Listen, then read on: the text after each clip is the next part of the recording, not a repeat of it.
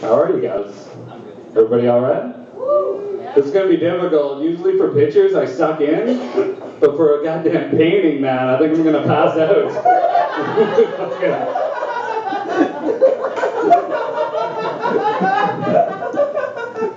I just got back from Toronto. I was out there doing some shows. I used to live in Toronto. Really enjoy the city. I got to see a friend of mine who just got married. I met his wife, and she referred to him as her trophy husband, which I thought was pretty cool, right? Because that got me thinking that, like, if I ever get married, my wife will probably refer to me as her participation medal.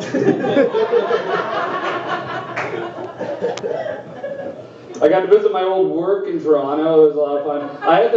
I had to quit my job because my job was reaching TV VCR repairman levels of obsoleteness. Well, my official title was I was the managing supervisor of international domestic correspondence for Scotia Plaza downtown Toronto, okay? At least that's what I told women.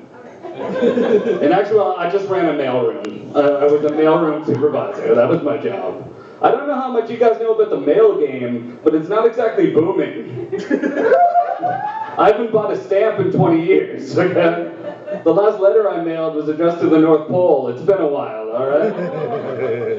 Canada Post went on strike a couple of years ago and nobody noticed. Like, their lives went on uninterrupted the entire time. It really hurt their bargaining power. So yeah, I used to run this office, and so I was talking with a couple of my female employees one day about sex, because, you know, one thing that I stressed in my office place was professionalism.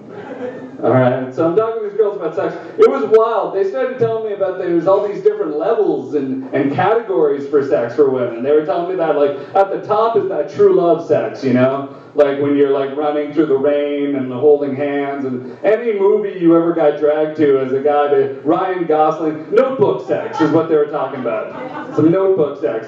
But then they were like, there's all these different categories like hate sex and fucking breakup sex and makeup sex and I feel fat sex and I bought new shoes sex. And they had like, it was all descending order. I was like, that's pretty wild, because believe it or not, ladies, we're right there with you with that, you know, that true love, that notebook sex. So that's what we're looking for too. It's just every other kind of sex drops to about here. It's not a huge drop, as we're saying.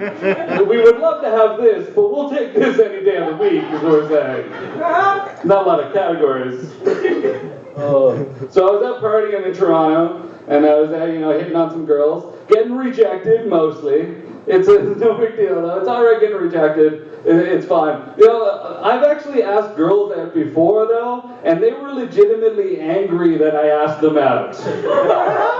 Like upset at me for like putting them in the position to reject me. And I think that's pretty shitty, because like in movies you'll have a guy go up to a girl in a bar and be like, hey, you know, you want to go out? And she's like, no, I'm not interested. And the guy always says something like, well, you know, can't blame me for trying, right? Well, these women blamed me for trying. It's ridiculous. Some women reject you in a really weird, awkward way, so you, like, it like confuses you. Like I asked this girl out once, and she's like, "Oh, sorry, I would love to go out with you, but I'm not dating anybody right now." And so I walked away, and I was like, "What the fuck does that even mean?" But it was like she was acting like I missed a sale. Like if I asked her 2 fucking days earlier, then like everything would have been cool. I think what she meant to say was, "Oh, I'm sorry, I'd love to go out with you, but I'm not dating anybody like you right now, or ever for that matter."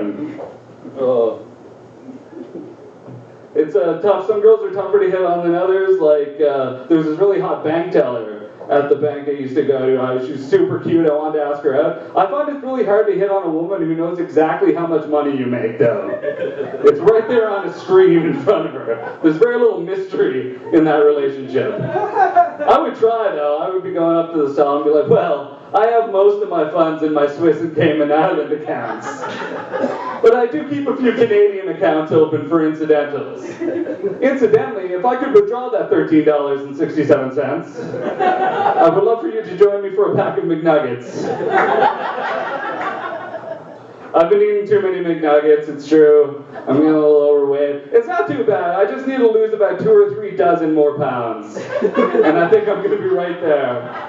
It's tough for me because I eat very poorly. Like, I'm the guy that goes into Wendy's and orders a Baconator and asks if they can add a few more pieces of bacon to that. I'm like, even though you named the burger after bacon, I think we can do a little better for my appetite.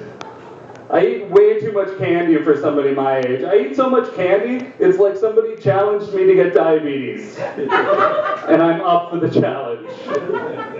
It's getting ridiculous. I won't even drink water that's not flavored anymore. That's what it's come to. There are 3 things in life that we need to survive: air, food, and water. And I refuse to drink one of them if there's not like tangerine in it or something. Or some fucking mango. There's millions of people that have no access to drinking water, and like somebody will hand me a plain Dasani and I'll be like, no thank you. They could squeeze a kiwi into there, maybe I'll consider it. So we're very spoiled as a society, you know, we're spoiled people. I really realized it when we had this tropical storm a couple of months ago. That was just fucking chaos. That was weird shit. It's like really bad when you have a tropical storm when you live in Fredericton, New Brunswick. Mostly because we don't fucking live in the tropics. Okay? Do you know what happens after in the Caribbean the day after a tropical storm? The exact same thing that happened the day before the tropical storm. Because they're used to that shit. The next day they were having Mai Tais on the beach. The next day here was complete and utter chaos. It was all down power lines and people hoarding gas. It was like they didn't even know why they were in line. They just like, everybody else is. Let's just get some gas. Fucking panicked. I realized my power went out for about 3 days. It was an inconvenience. I realized something very disappointing about myself, though. Apparently, I can't jerk off without the internet anymore. It's ridiculous. I used to be able to jerk off to the bra section of the Sears catalog, and now apparently I need HD quality movies. It's a terrible realization. See, when I was growing up, I had the VHS porn movies that I watched, and then I jumped right into the internet. So I really feel I missed out on DVD porn. I never got to see any DVD porn. I really wanted to watch it, not for the actual movies though, but just to see the DVD extras. I think DVD porn extras would be amazing, you know, like a DVD porn blooper reel, which is probably just the porn stars in their everyday lives. Just seeing the massive mistakes they made that ended up in porn. Still funny though. Still funny to see those terrible mistakes. The director's commentary would be fun too, you know. The actress would come on screen and be like, wow, this actress, fantastic. We found her off Broadway and fit. She was fucking loaded. We didn't even tell her the camera was on. That's show business. We all make mistakes, though. I made a huge mistake a little while ago. I went to a strip club in St. John. The strip club's name was Blush. And I realized why it was Blush right away, because as soon as I walked into the place, I instantly became embarrassed for everybody in the entire room. It's like the workers, me, the dancers, like nobody wanted to be there. It was just a terrible situation. I sat down, the first dancer that came up to me, I don't want to say she was old, so instead I'll say she was really fucking old. Alright? She said she used to dance in Vegas. I was like, for who, the Rat Pack? Talking about VHS porn, she was doing some Betamax porn, man. She was like, taking it way back. Oh my goodness. I'm an actor though, and I'm a comedian. A lot of people will ask me, you know, like, what's the main difference between being a stand-up comic and doing like theatrical plays? And I usually tell them the biggest difference is, you know, when I'm performing Hamlet, chances are nobody in the audience is going to jump up and yell, hey, fuck you, Hamlet! Piece of shit. Thank you very much. My name's Matt Richardson. I love you, Corked.